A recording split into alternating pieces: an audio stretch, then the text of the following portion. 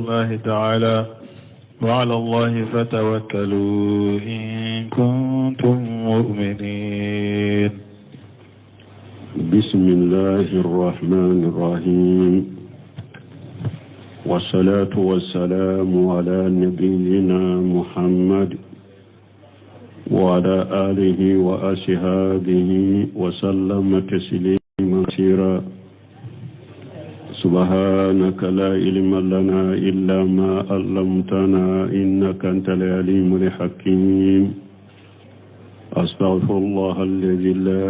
إله إلا هو الحي القيوم وأتوب إليه. اللهم انفعنا بما علمتنا وعلمنا ما ينفعنا وزدنا علما. biye araba suye hijriya bakele ani kemenani ani binani ani wolonfula shaharu shawwal minye hijra sankalo tanna bisunyo mugani wolonfula nay miladi nasarau kajate bafula ani muga ani woro sankalo nani na bisunyo tani duru nay mbe dawda bugu masjid rajawambo kono درس الشيخ الإسلام الإمام محمد بن عبد الوهاب أكا كتاب التوحيد بندم مناكو باب قول الله تعالى وعلى الله فتوكلوا إن كنتم مؤمنين. ساني درسون كجو أنين نمبوندا إندامنا anye deresu jo sarahu konona de la bi ambe wuli romi wa tawakkulu yanqasimu ila salasati aqsab. ka koda alaka tawakkulu min ye koda alaka abetila katatila yoro masaba. al awwalu tawakkulu ibadati wa quduwi. folo shinshili minye ka ko shinshi alaka ko shinshi minye batoye ani yere majigi. wa huwa al-i'timadu li-mutlaq ala man tawakkala alayhi. o ye shinshili cogoya be ki shinshi cogoya bela ishinsira minka ki shinsho ka cogoya bela ki ka koda o ka cogoya bela bihaysu ya'taqidu anna biyadihi jalba an-nafi wa dafa ad-durr. yoromi iba shirid sukunna ko fule kan ko shinshi minka ale de be hera samali kana obale de bolo tora nyuneni ka bonka obale de bolo fa ya'tamidu alayhi ihtimadan kamila. ini yere shinsha ka yere shinshi min dafalendo ma suurihi bi iftikharihi ilayhi ka faraka ni ba do fanan pule kan shinshi alam min kan hataglende be katama. fa hada yajibu ikhlasuhu lillahi ta'ala. nin ko shinshi min fulen ninye nin wajibira ikan nin kalashi ala kelem tewde ko shinshi chogo min fulen ninye folo ni ko shinshi chogo folo a wajibilen do ikan nin kalashi ala kelem tewde. ومن صرفه لغير الله فهو مشرك شركا أكبر. nin ko shinshi chogo min fulen ninye nin mo min yen nin do yoro were min ke alay iye mushrikiya min ye mushrikiya kumbabay. kalladhina ya'tamiduna ala salihina min al-amwat wal qayyibin. comme mogo munu nubu ko shinshi mogo nyuma ka mogo nyuma munu ye suye ube mogo nyuma munu nu te nyogon ka uyu khabulendo. misali la ka fo mogo nyuma do asara abe kaburu kono e kata iko shinshi oka ko oka hera do sama kana ima uda ka tora do nyone kaboika oye ko shinshili minye oye mushrikiya kumbabai. wal qaibina ebe jamana werela mogo nyuma do ale be fo jamana were de la ube ebe dugula mogo nyuma imbe dugu werela ube ebe kungo konona la mogo nyuma imbe dugu kono kenona filila ka eto kungo konona ini mogo nyuma inte nyugon ka ya wole ki ka ko shinsaka kwa ka hera samakana ema ube ka tora nyone ka bo eka ni nye mushrikiya de mushrikiya kubawa kome don nube mobili kono shisa ni mobili jengena bafe kabbi kuto mobili kono ya fulana ube nu kiruntora ya fulana ube nube abiyon kono ya fulana nu donna ko gelawna uba tigi wore ka soro na te nyogon ka ko shinsaka we mushrikiya wa haja la yakunu illa mimman yataqidu anna li haula tasarrufa aw ninteke fonni mogo min nyaado ka siri dusukunna ka fonni mogo nyumani ni su ubese ka kodo nyanabo tasarrufan qafiya fil kauni mogo shiten ninke fonni mogo me abu otigun haklinu dusukunna sirula konfule ka min walete kinka ko shishi sumin ka ube nye min walete nina te nyogonka abu ka dusukun kono de kon nunun bese ka ko dogolen do nyanabo jiya kono fa ya'tamidu alayhim fi jalb al manafi wa daf al madar utiguna shinsuka nafasa malila ube tora nyonela donc nin kon shinshi sugu min fulen nye niya ake suude kam mogo nyuman suube ni mogo nyuman munun te nyogonka ni nye musrikiya kumbaba de mimbe hadamade labbo dina kono donc nin konku shinshi sugo fulo o beke ala kelempewde ba kalash ala kelempewde ninde fuloy sani fulanna al itimadu ala shakhsi fi rijqihi wa ma'ashihi wa khairi zalika fulanna ki shinshi hadamaden doka ika garjagalila ube ka balokola wana nyugona wa haja min ash-shirk al-asghar min mushrikiya fitinide wa qala ba'dhum dawko min ash-shirk al-qafi doni ka doko ay ko min mushrikiya dogolende mushrikiya dogole mana eka hadama dendo shinsa kai ka garjagali kola ube ka shinsa kai ka balokola kanyina sababu kela ko minye alay e bolo ni karasate nete garjage ni karasate nete balo ni karasate nete dumunike kanyina sababu kela ko minye alay ni nye ko shinshi minye ni nye mushriki ya fitiniye mislu itimari kathiri minan nasi ala wajifatihi fi husuli rizqihi no seminu ko misalila ko minim mo chamambe shinshi akabara daka akabarada abe barada minna na be sara mogo chaman shinshilen be akabarada inde ka ko ale ba ka garjage soroni ode wali haja ninde koso tazidu lil insana ibe hada maden soro yash'uru min nafsihi annahu mu'tamir ala haja itimad iftiqar wadi to ibe hada maden do soro aba asomi aba do ko abake kaka ko shinshi aka bara dammin aka garjaga minka a hatagilende do katama fatazidu fi nafsihi min al mahabati liman yakunu haja irjugu iba soro minye nyogon kanu ani kanu nin garjage min bake ka sababu na be nin garjage soro kanu beke anu oche indahu ayuro ma huwa jahiru kanu min bangalendo nyogon kanu dobe ke afe nin tigi fe aka garjaga be bo yoro mi kanu min na bangalendo fa huwa lam ya'taqidu annahu mujarradu sababi alema dankania alema shirad sukun kono kon ka garjage bo yoro min fulen ninye sababu doronde bal jalahu fawqa sababi ale aka garjage bo yoro ke sababu yere sanfede donc ninde togo ko musirkiya fitini aha hada maden ka barada sababu de do ni be garjage nayi ube nim mugumi na kera sababu abi garjage ba bi labalo sababu de do na bi labalo mai kana nyina sababu kela ko ika ko sinsi sababu kela de ka ala ka kwala de inka garjage kela ala de mbalo bagay mais ala yen ninke sababu doronde nye mais ado be ulu be nyina ala yintade ko sababu kala inde ko ale ba ka ko sinsi aka ko be sinsa ka gardele kala inde ka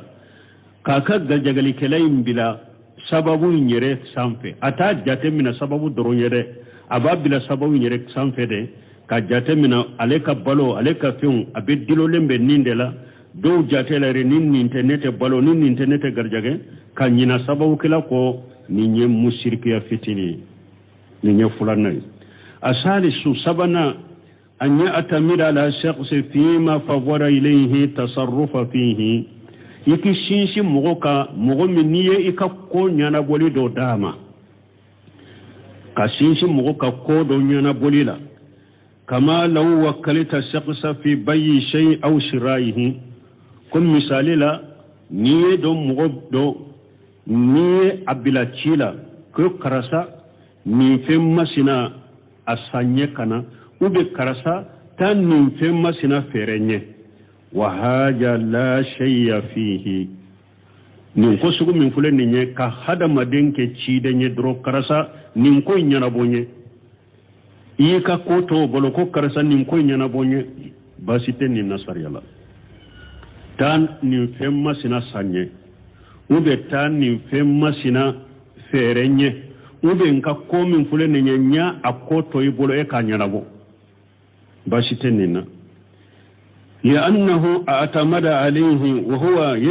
يشعر أن المنزلة الأولياء له فوقه بس ننتقل فله إيكا كون سينسا كيكا كو دامده mais e yere bolo e de be nin sanfɛ parce que yen nin ke komi ka ciden e bolo e de be nin sanfɛ li'annahu ja'alahu na'ib anhu parce que yen nin kima nona bilade e bolo ire be ale sanfɛ ya ale ke komi ka nona bila وقد وكل النبي صلى الله عليه وسلم علي بن أبي طالب أن يجبها ما بقي من حديه كده صلى الله عليه وسلم أي علي بن أبي طالب بلا كده ني أكا هدية منفق مكة نيامي كمي أني علي دي جنتو نيامي كمي كده ني نيامي بي وروني سبا أيا أكان تيجنا بولوي نيامي وطو aye muru di alima ko alika ulu kantiga nola cide nyere ya ali bila cila ninna ka ali bila ko aka ka har yau to kantige cide nyoke sallallahu alaihi wasallam wa wakala aba hurairatan ala sadaqati cide nya abu hurairata bila cila fana ya bila fana aka jakkaw jakatil fitri akuru kulosi tumami jakatil fitri farala nyugon kam misirila sani ciden ku tila u kan ka di mɔgɔ minnu ka d'u ma ciden ku abu hurata ka jakatil fitri ninnu kɔlɔsi wa kala urwata ibn al-ja'di an yastariya lahu uduhiyata ciden ye urwata ibn al-ja'di ciden ye o fana wakilun ka bila ko aka lahiya saye nin ce inde ciden ye dinari kele dama ko akata lahiyasa atara dinari kele aye saga fula sanay anato sirala ani do benna o ko ale fana mako be saga doyna ka fera ma dinari kele aye saga kele in fero ma dinari kele ani dinare ni saga nana cidema ako cidema ika saga fule ika dinare fule e ciden ko o be ke cogodi ako ika dinari kele nye saga fula de sanay na to saga do ko ale fana bo fe nya fera ma dinari kele donc ika saga fule ika dinari fule cire nye duawu kaye min ce tunkera hari na ye bogodeta na ya bogodeta abe sabolo hari bogo na yota ko abe ferede abe mugo sormin ba sabolo donc cidenye nin fana bila cila ko aka kallah ya saye wa haja bi khilaf al qism thani ni itimadu nin fulani nye ni awakili yali min fulani kam mo wakiliya aka fendo saye ani mi fulana min temena ko ika ko sinsi mo ka ika garjagalila ute kelenya لأنه يشعر بالحاجة إلى ذلك باسكو فلان يرى بعض كويكا هاجو بولا يكا هاجو دليلون بولا ويرى اعتماده على متوكل عليه اعتماد افتقاري إبا جات من فنا إبا يفنا كويبا كيكا كو شينشي من كاتي إبا كيكا كو شينشا كي هاتا جلين دي باما دونك ودي فلان ودو يكي musirkiya fitiniye me sabana min fulen ninye e fulay kay ka ko shinshi min kan ninte ka wokiliya ate boloki hata gilembe ninna nin ko yere don nya bila nya ke ciden de nye ka kin kan nuna bila nin ko nyana bolela wa mimma sabaga min kaminate yatabayyanu anna tawakkula min ala al maqamat munun taminan nin chokola abe banganye sisa ka fo min ye ko sinsiye alabato joyoro korotalen do de do bato ka joyoro korotalen do de wa annahu yajibu lil insan ko awajibul amba do ko awajibul be hada madenka an yakuna mustahiba lahu fi jami'i su'unihi donc min ye ewa aitimado ko sinsili abe hada madenka ko sinsili ka ki bole ka ko bela ika koroshi ka ko bela ko sinsi min kerelendo ni alaye o kake ala kelem tewde o kanake damfemure parce que bato ka koro talendo de do bato ka joyoro koro talendo de do qala shaykh al-islam ibn taymiyah rahimahullah shaykh al-islam ibn taymiyah ala kanema ko wala yakunu limu'attilati an yatawakkalu ala allah ako atebbe muwattilaw yawluku ka ko insha Allah amma afwa nko Sheikh Muhammad ibn Abdul Wahhab min Sheikh Albani ako Sheikh Muhammad ibn Wahhab aye aqidatu ahli sunna wal jamaa akwa ya surunyan nin kitabu kono de wariyato don ko ni ya sarahu doni ke buganyuma ka sarahu chogola ni be boala aqidatu ahli sunna wal jamaa abe chaman de famu muwattilaw ye jownye mogo munun ko mankututi alala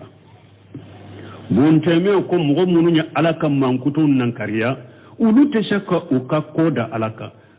parce que al itimadu ko nyana boli kan nafasa makana ka tora nyoni alaka mankutu de do ni e ko mankututi alala e bolo ala te shaka nafasa makana mona te shaka tora nyoni e be shaka koda o kawa muattila te shaka koda alaka parce que wulu ye alaka mankutun nan kariya kele wala al-mu'tazilati al-qadariyati mu'tazila munun fana ya qadariya wiye ulu fana tasiku ka ko shin shi alaka mana munun fana ye latigen na kariya munun ye latigen na kariya ko jon yere de be ka ko nyanabo ko alate jon ka ko nyanabo jon yere de be ka latigen munun bu soro ja ko yere de bu nyanabo munun fana tigu bolo nunu tasiku ka ko da alaka معتزلة قدريو لأن مؤتلة من مؤتلة يمون يعلك من كتون ننكريا يعتقدون انتفاء الشفاة عن الله تعالى parce que مؤتلة أبو أولو كد سكونا سيرو لدي أولو يمان كتو بيدي كيكابو على مسا من كورتالينو أولو كو من كتو سبتلين على والإنسان هذا مدين فنفله لا يعتمد إلا على من كان كامل صفات المستحقة هذا ما دين فنفله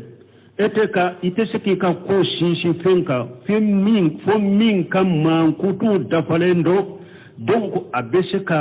fen nyanabo li'annahu ya'tamiru alayhi parce que ibe sinsa kare mo teseka sisi fenka fana femmi ni akam man kutu dafalente nani ko nyanabo manka eteseka ko sinso kaw parce que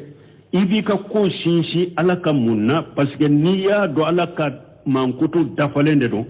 ala ni konyana boli kaka ni tora nyone ni kaka ode do ibe ka ko shinsa alaka ni minye mankutu ge kabo alama ka fo mankutu te alala donc o tese ka ko shinsa alaka muwatelaw tayen ninye wa kadhalika li qadariyatu abo chugula al qadariyun li'annahum yaquluna parce que qadarew fulawnu ko inna li abuda mustaqillu bi amalihi qadarew ko hada madende de be nyere de be aka baraw nyanabo ko hada me nyere de jolembe na ka baraw ye qadarew mun yella tigen na kariya wulu ko hada maden nyere de jolembe ni aka baraw ye wallahu laysa lahu tasarrufun fi a'mali al-ibadi ko nyera bote ala bolo jowun ka barawla qadarew ninne fo ko hada maden nyere de be jowun nyere de be aka ko nyanabo ko nyanabo lite ala bolo jowun ka barawla o min samma o yorola ta'rif idina do ta'rifu iba na'rifu amba do anna tariqa salafi huwa khairu turuqi nu namba do ko salafu kasira wode shiraw heramai amba do ko salafu kasira wode shiraw ka heramai وبه تكمل جميع العبادات salafu kasira بارب بطب بالدافن ودي وتتم به جميع أحوال العابدين بطوكلو كب بالدافن ودي سلفو كسرني سلفو كتابلو ودي تابلو بنيومي وغير ذكر المؤلف في هذا الباب 4 آيات مؤلف يافون نمبوندا كنو آية ناني ولا أبنا معتجل قدريو aye ulu ka bidia dodo shisa kalna tige na kariya la tige kan na kariya donc dia kunu seniya ye mugo la ashikalembe la tige la ube abel la tige na kariya qadariya ka hakilina de babolo bidia sirado qadariya ka hakilina de babolo ulu de ben la tige na kariya mu'tazila do fana be ulu ya qadariya we ulu de ben la tige na kariya ko jon nyere de jolem beni ka bara wuye ko ala ka konyana bote jon ka bara la ni ya hakilina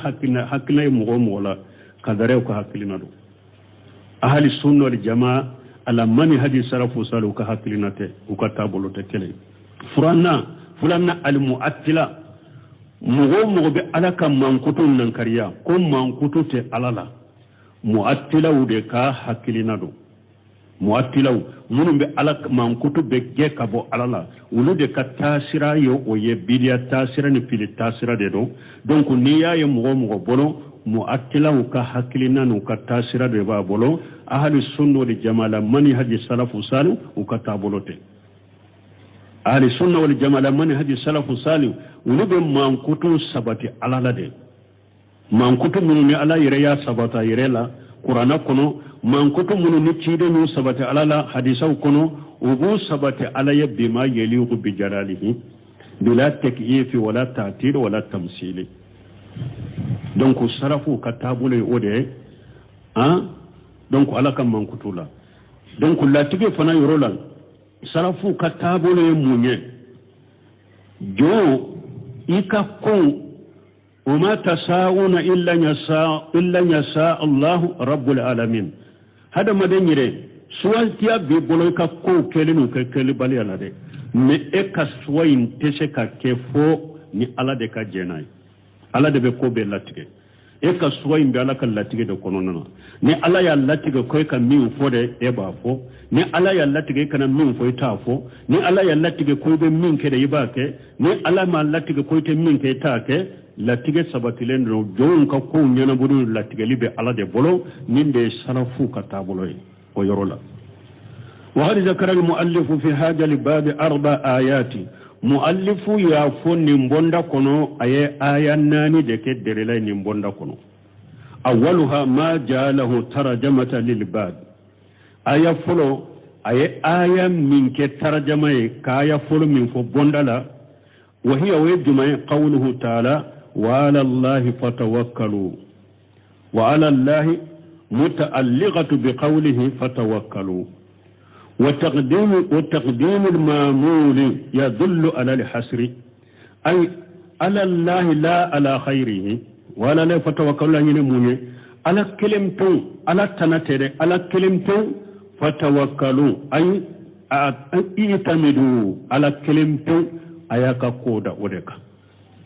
akana koda fenwore shikani alate ala kelempo ayaka koda odeka walifa'u litahsini lafji walaysati atifatan ako fatawakkalu fa'u anana purka kuma nyede me atifute لأن في الجملة حرف أتف وهو الواو ولا يمكن أن نأتف الجملة بآتفين فتكون للتحسين اللفظ أقول بسكي لأن الجملة حرف أتف وهو الواو بسكي واو من بي ودي حرف هاتفوين بو هاتف فلاتسكنا كوكلنا ودي لا أقول فتكون للتحسين اللفظ دونك فاو إننا بروكا كما دينيه كقوله تعالى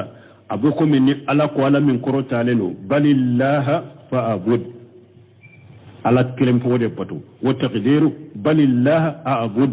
لا نرموني على دبطو فاو انت أتفوه ويرولا وقوله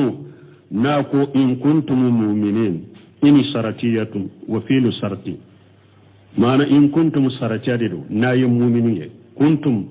جوابه قيل إنهم محجوف دل عليه ما قبله وتقدير الكلام إن كنتم مؤمنين فتوكلوا نايم مؤمنون أياك قوشيش على دكا وقيل دوكو إنه في مثل هذا التركيب لا يحتاج إلى جواب اكتفاء بما سبق دوكو آيانا تشغو من فلنيني أتحتاجيا جابوا رما كما من تمناني فيكون ما سبق كأنه فيل مؤلق بهذا الشيء وهذا أرجو دوكو أتحتاج أنك جابوا يني كومنا نتي ودللن فندل من تمناني أقول من كجري لأن الأصل أدم الحجف أقول بسك الليشر لا جيني كيورو دوغي كولو دوغي كوما دوغي كبوي الليشر لا دونك أوتي وقول أصحاب موسى في هذه الآيات ni aya min fulan ni Musa kan mugo ni aya la Musa kan mugo ka kuma ni aya la yufidu anna tawakkula min al-iman min muqtadiyati parce que nin kuma min fulan ni Musa ya fa kan mugo de wala Allah fa tawakkalu donc Musa nin kuma fa kan mugo de bon kuma min fulan ni kuma min fulan ka fo Musa kan mugo ye nin kuma ave faida juma iranna anna tawakkula min al-iman ka fo hada made ka ko shinshi alaka limaniya dode do o min muqtadiyatihi awal limaniya kallanyini dode do fana wodi ato ako in kuntum mu'minin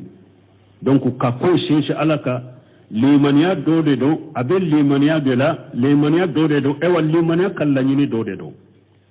kama law qulta in kunta kariman fa akrim dayfa abe ko min ni ko karasa ni ye fonnan shirye dunan bonya ni ye fonnan shirye duna abonya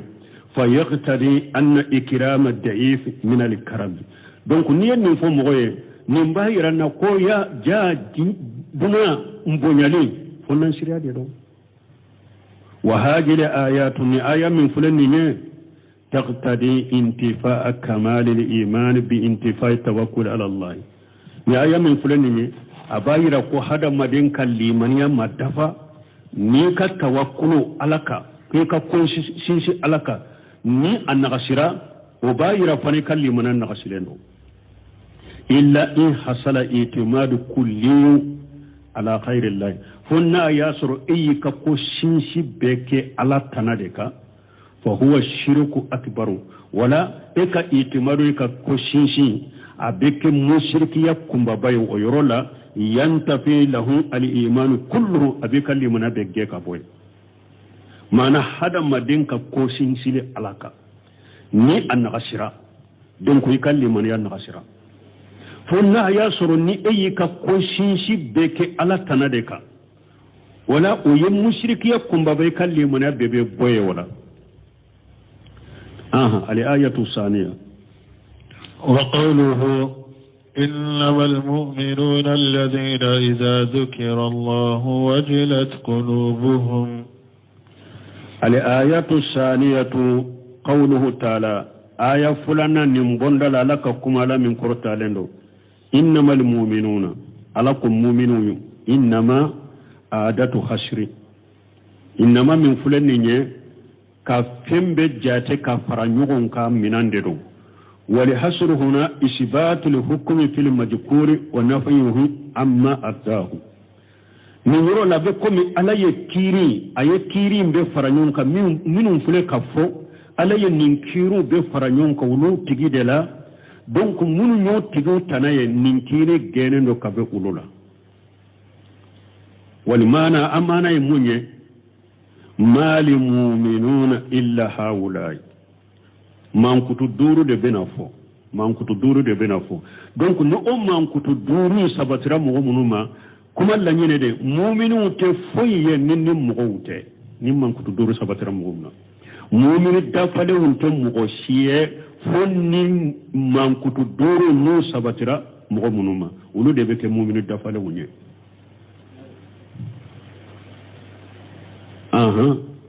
نعتمنا كفلو وذكر الله في هذه الآيات وما بعدها 5 أوصاف ألا يكون آية كنو أن من بين آية كفة ما انكتو دورو ألا يودي فمؤمن دفلونا أحدها قوله ما انكتو دورين دولك ألك كما الذين إذا ذكر الله وجلت قلوبهم نهاية بسورة الأنفال دي كنو donc ala ko mu'minu kam man kutu ye jumay nu hakli jigina alala ube nu hakli jigi alala udusukun be siralanye ay qafati udusukun be siralanye lima fiha min tajimillahi ta'ala nimbe ukadusukun kono ala bonya mimbu ukadusukun kono nu hakli jigi alala ube yere hakli jigina alala dro udusukun be sirala ala udusukun be siralanye misalu jalika o misaliya الرجل هم بماشياتي مغدو تشيدو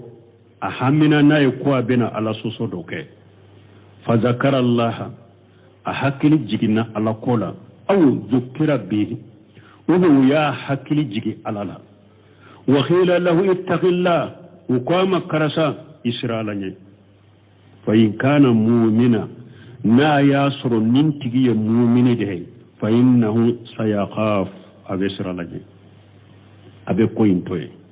wa haja huwa alamatul iman bon ninyelli man yattamanse abu hanifa doddella kafu abu hanifa ko ittaqillah abu hanifa ya ayere contrôler ka sagi kata alama ako ni nunu nyogona masoro mogo bolo ni nunu nyogona masoro nu be nu nyogona fo mogo ye akom mogo be sira la nya chogodi donc de maniya ta man shede do ni mogo min ni ko makarasa ni iye kuma do fo amanye ubi ye tewale de ko amanye nu ko karasa ni mogo do ye hakliji ya fulana ittaqillah nyay astigla mogo be sira abetro aye kuma min fo namani aye ala ya fadeli aye kewale min ke namani aye ala ya fadeli limaniya ta man shede do emme ni mogo min to chogolan ko ala ko ija qila law ittaqillaha aghjatu li ijjatu bil ismi min te siralanye ni munafiqi jogo bala ala ko nu ko ma isiralanye ala ko yere bonya de ba sorona ka jurubu kele yere ba fu ne ka siralanye no do min do e ba do ni be lan sharanya min ke ba ke e nyogona de ba fu ne nyogone ko ne ka siralanye anya be bila be dimi o yelli mania baliyade ikalli mana de matafa donc jogo fule ni ala ko ni jogo duru no sabatira mo min wulu de ye mu'minu ye jogo fule munu ni yo hakli jiga ala kola a ube yere de hakli jiga ala kola ube siralanye ni nye fulo ni nye limani atta man shede ni ya ye mo mimma na ayere ye shirabila duro na hakli jiga ala kola duro ba astaghfirullah ube na ya sora ye kodo ke moda ba fo karasa ya fama ube ne ya hakili jigi dron abaya ala ya fadeli liman yatta man sedo kele al wasifu sani qawluhu man kutu fulanna alaka kuma wa iza tuliyat alaihim ayatuhu jadatuhum imana ni utigi alaka ayaw kaluka durabe do faruka liman yaka ay tasdiqa wa imtisala abedo fara ukalliman yaka nube da ayayna ani nube barakani ayayni wa fi haja dalilun دليل بيننا على أن الإنسان قد ينتفع بقراءة غيره أكثر مما ينتفع بقراءة نفسه دليل بيننا كهذا مدى ni mugawere ye qur'ana kala ika ibe nafasoro ni oye kateme yere ka qur'ana kalanga ni alaka aya kaluka doro ukalliman ya bejidi ambe dalila soro ni aya la ko hada made be nafasoro ni mugawere ka kalanye ika kateme yere ka kalanga kama amara rasul sallallahu alaihi wasallam abdullah ibn mas'ud komi cide nya abdullah ibn mas'ud nya mariya chokomi an yaqra alaihi kwa ka qur'ana kalaka fa qala abdullah ibn mas'ud ko kayfa akhira wa alayka unjila ako cide mnes be se ka qur'ana kala e ka chokodi qur'ana jigna eminka qur'ana jigna edeka ni be se ko kaleka chokodi wa qala cide ko inni uhibbu an asma'ahu min khairi akonne ba fen ka qur'ana men tanadela ba fen ka men tanala fa qara'ali min surati an-nisa hatta balagha qawluhu ta'ala abdullah ibn mas'ud ya suratu an-nisa kala cidenga fo ashera alaka ayama fa kayfa yajina min kulli ummati bi shahidin wa jina bika la hawla shahidan abdullah ibn mas'ud fo ashera ni ayama qala ciiden ko hasbuka qif ni wasam ijo fa najaratu abdullah ibn mas'ud ko alayya ciiden laje fa yaja aynahu tajrifan ko alayya soro ciiden kan nyaaji fula jiba ke kabo abake kakasi donc ninye mankutu fula nay mo min ni qur'ana kala ka doro do de be farali maniyaka awa do tanaye de ko eka qur'ana kaluka do tanaye ode ku ika qur'ana kaluka aya be ko mi yetasuma boguka abe ko mi yetasuma boguka ede be qur'ana aya kala neka ede be qur'ana aya yiranela ika qur'ana kala ede qur'ana kala mo min ka yebo do folo ede qur'ana aya yira mo min yebo do folo bal mon nunun te tama se nyuma uye tama se nyuma unte donc alaka jo nyuma mu'minu dafale un kam mankuto fulana fule ni alaka ayaw kal utigi alaka ayaw kaluka doro do de be faru kalli maneka kadda wa ayina anika baraka ni wa ayina wal wasifu salisu mankutu sabana qawluhu wa ala rabbihim yatawakkalun ni alako buka koda utigi ala dorondeka ay ya'tamiruna ala allah la ala khairihi wubuka koda ala kirimtu de ka utiuka koda ala tanaka wa hum ma zalika ulu kafaruka fana wubuka koda ala kirimtu de kade me kafaruka ya'maluna li asbaban wa haja huwa shahidu kafaruka fana ube sababuke ninde shahidu kore munye ayay nyere donku bondala ni yerode do wala rabbihum yatawakkalun mu'minu kam man kutu sabana de fulani nye ubu ka koda ala kelimtu de ka ala tana utuka koda akwa ukutuka sun ko shinshuka ewa kafara nuhu ka ko shinshi alaka wutu bali sababu daga len fana kele lade kafune ka ko shinshi alaka ta sigi ka sokono ka daso goidala konni ala be garjage min jigi aben soro ya ay o ye fato yani jito yani fugariya de ibe wuli ka sababu daga len de ke wodi ya to min ye ewa karamugu yew ko salafu yew ko al-i'timadu ala al-asbab ash-shirk wa tarku al-asbab qadahu fi shari'ati ko hada madinka sinsi sababuka mushriki yado ka sababu daga len fana keli to ye islamiya sariya Allah kushi ye haklin tanyal ye islamiya sariya masala no seminu ba do misale ka kitabu wero kono ni mo min ko nebe den soronte furu fana nbe den soro nebe ka fe ka den soro mente furu fana mumbe dambe katima sisa haklin tanya islamiya Allah gosiri do yoye wala donc wo ka ko sinsi alaka كفرا وبسبب دغالمك ني من كتو سبناي والوصف الرابع قوله من كتو ناننا ألككم الذين يقيمون الصلاة ولودو نوب فرلا سالي دورنا تاچولا أياتون بها مستقيمة كاملة وبيننا نسلي سلين وان تللي سلين دفلي وصلاة اسم الجنس تشمل الفرائد والنوافل سلي كاليتي دي فورا دونك أبي سلي فرد لمتا أبي نافلة متا نو يفرد دي سلي وباكي أكي چغني منا كدفا نو ينافلة دي سلي وباكي كدفا نو كم منكتو نانيناي والوصف الخامس قوله مؤمن دفلون كم منكتو دورنا على كما ومما رزقناهم ينفقون على يوغر جاك منا وبان فقط كما فلابي يالا من اللي تبويدي او لبيان الجنس ابنا ولوبانغ على يوغر جاك نفلو منا وبا دون فقط وبان فقط ولا مؤمن دفله تمام يالا حسن البصري نكا يالا اي مؤمن يوا اكو تيغما ني كامبه مؤمن يا غروبالي ديما الإيمان بالله وملائكته وكتبه ورسله واليوم الآخر والقدر خير وشره نكم بود من يمؤمن نويه من نكم بألك آيات ما إنما المؤمنون الذين إذا ذكر الله وجلت قلوبهم كتا آية لبا أوا انتو ده انتادو يالم بقلولا وبنت قلولا انتو دو بس كو يمؤمن دفلهم كقوده سيسا يمؤمن دفلهم كقوده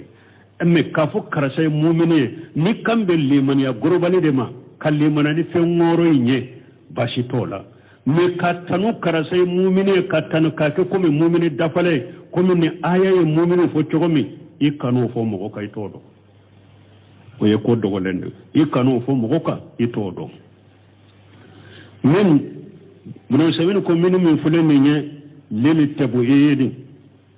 ko minu nyede tabuidi manaw kanna folo do فيكون الله يمده من أنفق بعد ماله لا كله دونك آية بكسيسا على يمغتن مغمن يكن نفلو دون نفقات نوما بين نفقات ويكن نفلو دون نفقات وما بين نفقات على يقولتن أو تكون لبيان الجنس ومن بك كان نفقات كاليتي بانغاني درو فيشمل السناء من أنفق البادن ومن أنفق الكل ولا نياك لبيان الجنس على كتنورو بالموكا مين كان نفلو دورو نفقاتيوا وبي مين كان نفلو بيد نفقات على كتنورو بفلا بيكا وصواب أقو صوابي مني لأنها لبيان الجنس من نانا دي لبيان الجنس كان نفقاتي كاليتي دي بانجي mais lilitebu idite wa anna man anfaqa likulla ayayira nim mu'minye ikan nafaqati be ikan nafulo be nafaqati yadkhulu fi sanai ibedo alakatanuni kono nim mu'minye kan nafulo be nafaqati ibedo alakatanuni kono ida tawakkala ala allah ta'ala fi an yarzuquhu wa ahlihi kama fa'alahu abu bakr nim mu'minye kan nafulo be nafaqati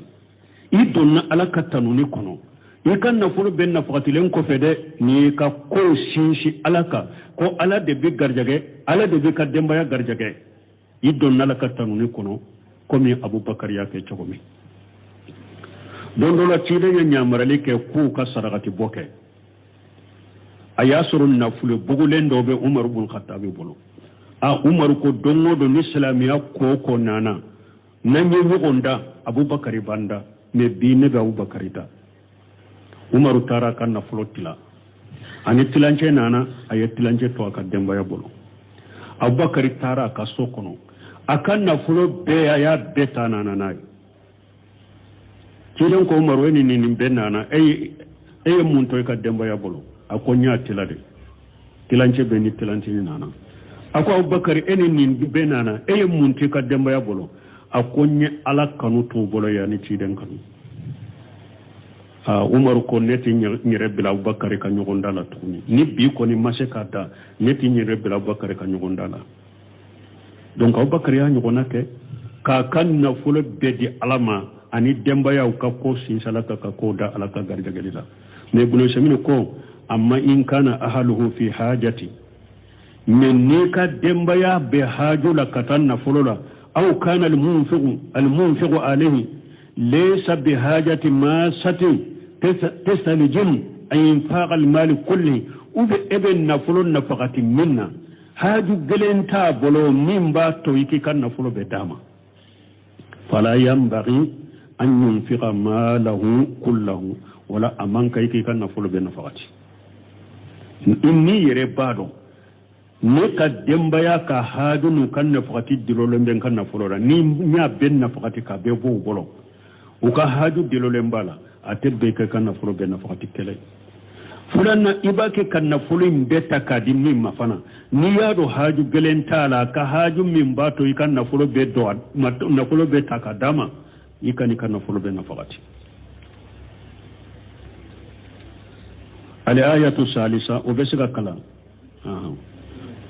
wala ambe dresu joya inshallah wati koso subhanaka allahumma rabbana bihamdika ashhadu an la ilaha illa anta astaghfiruka wa atubu ilayk